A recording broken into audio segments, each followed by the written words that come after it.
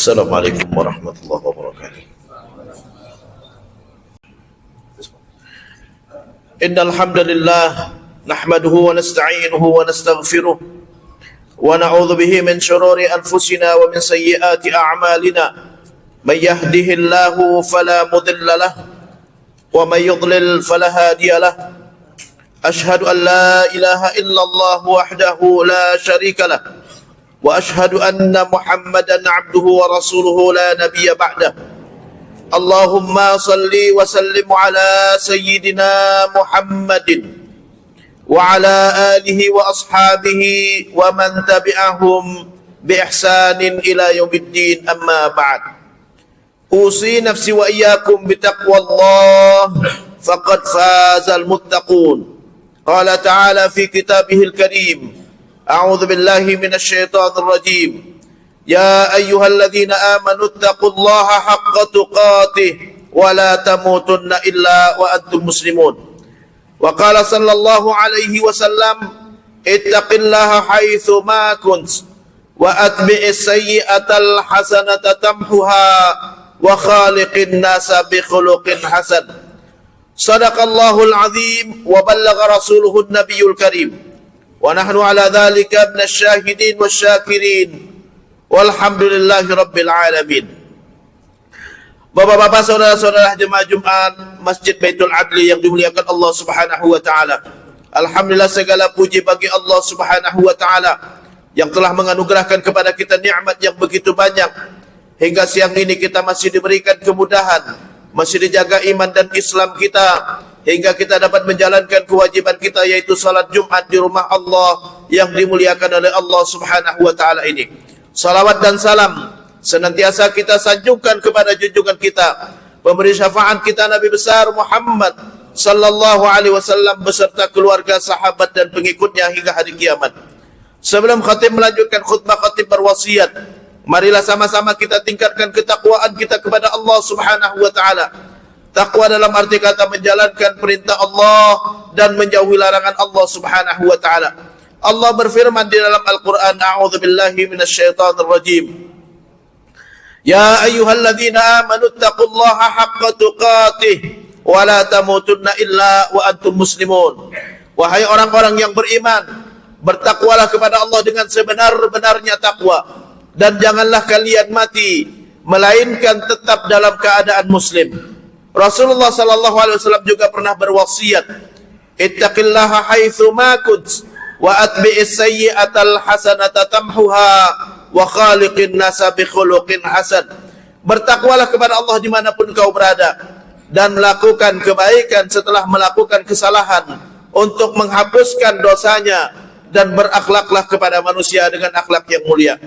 Bapak-bapak, saudara-saudara jemaah Jumat Masjid Baitul Adli yang dimuliakan Allah Subhanahu wa taala, fase hidup kita adalah 4 kali. Setiap manusia akan mengalami hidup 4 kali. Yang pertama adalah di saat dia di dalam rahim. Di dalam rahim, kehidupan kita dalam rahim tidak lama, hanya sekitar antara 9 bulan sampai 2 tahun kalau dalam Islam.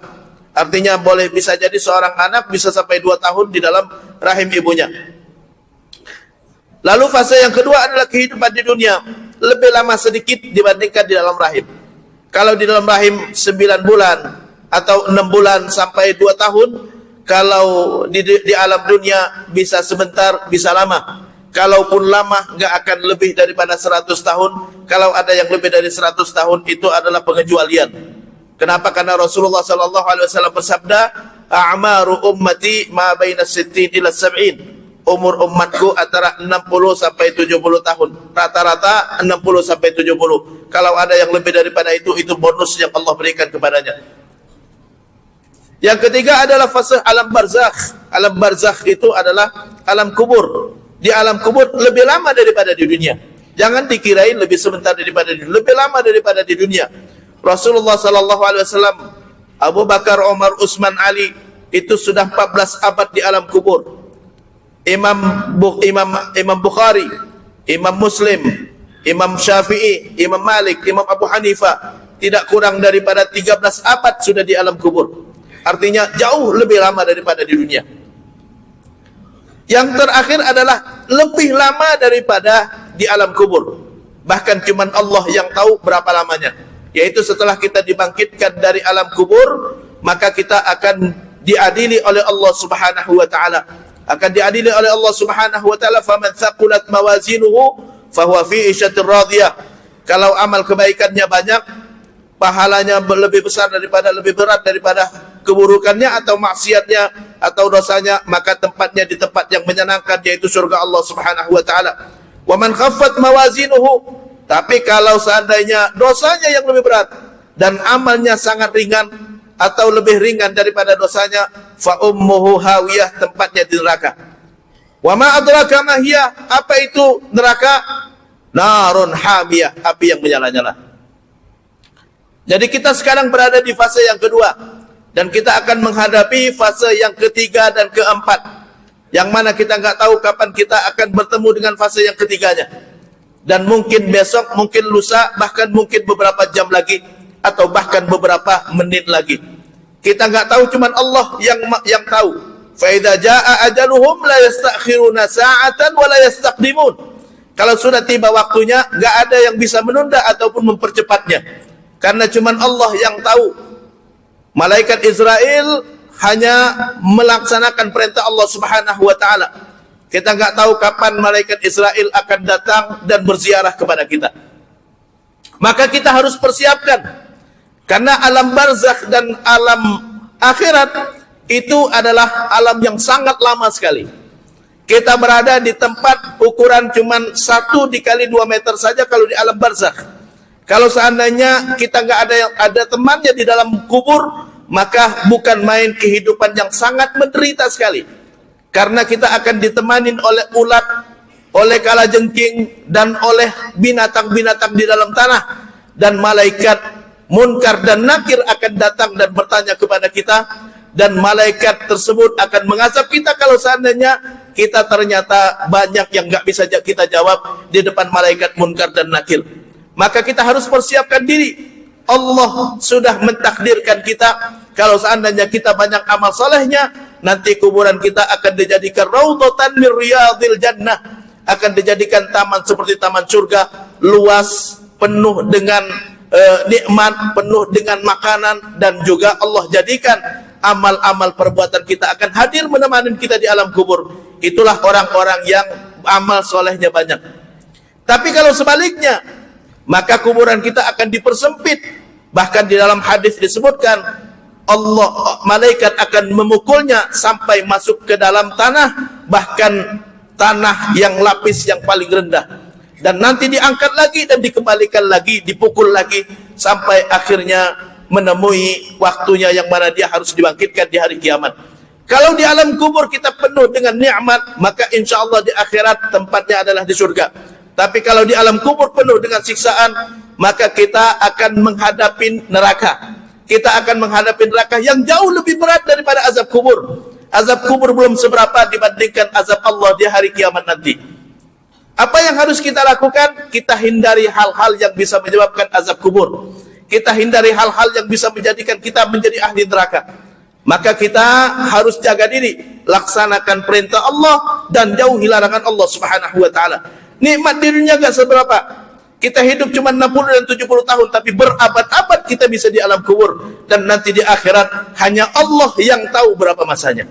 Satu hal yang bisa menyebabkan kita masuk neraka adalah makanan yang haram. Sebagaimana disebutkan di dalam Al-Quran, Allah Subhanahu wa ta'ala berfirman, A'udzubillahi minasyaitonir rajim.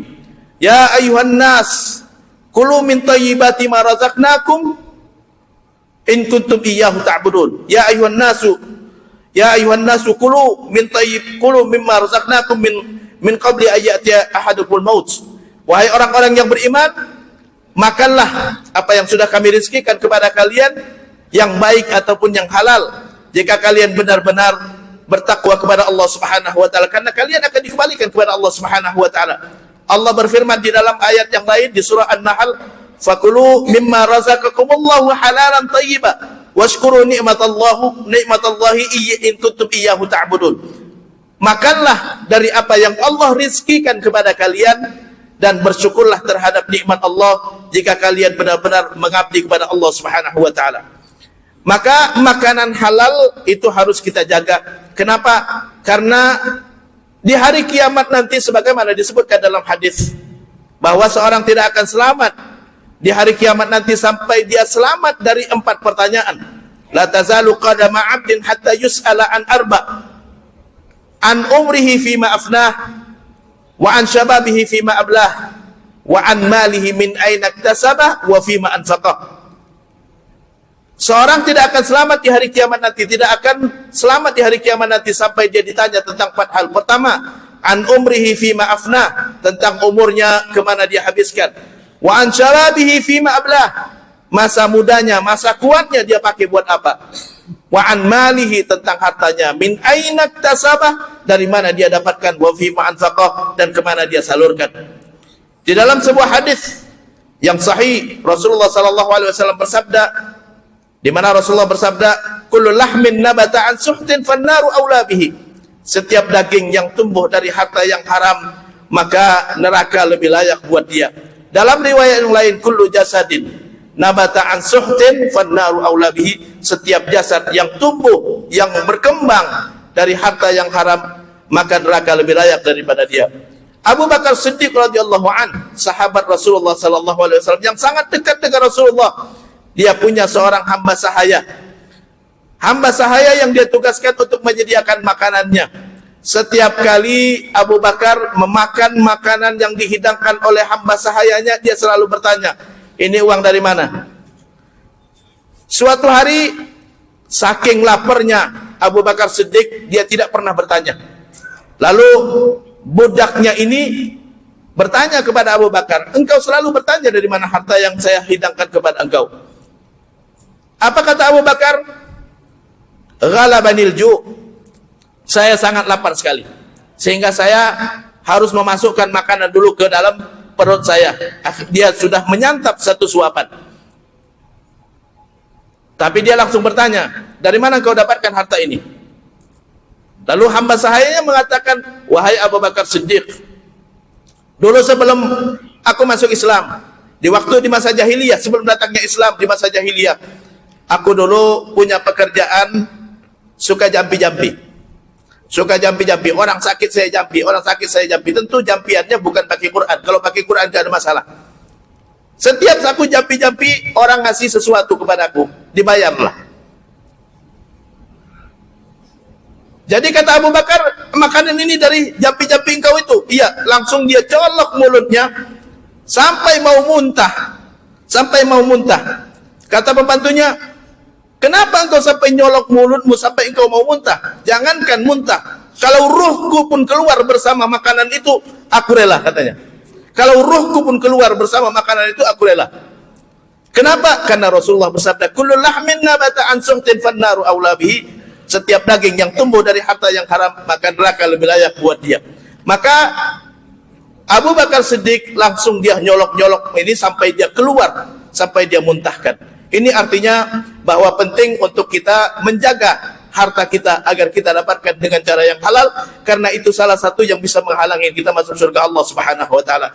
Barakallahu li wa lakum fil Qur'anil azim wa nafa'ani wa iyyakum bima fihi minal ayati wadh-dhikril hakim wa taqabbala minni wa minkum tilawatahu innahu was-sami'ul 'alim. Qulu qawli hadza wastaghfiru innahu huwal ghafurur rahim.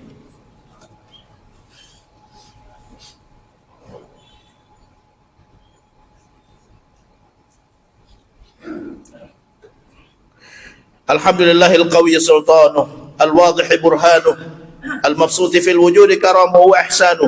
Ashhadu an la ilaha illallahul malikul haqqul mubin, wa ashhadu anna Muhammadan abduhu wa rasuluhu sadiqul wa'dil amin. Allahumma salli wa sallim ala sayyidina Muhammadin wa ala ali sayyidina Muhammad, amma ba'd. Usi nafsi wa iyyakum bi taqwallah faqad fazal muttaqun. Qala ta'ala fi kitabihil karim, a'udzu billahi minasy syaithanir rajim.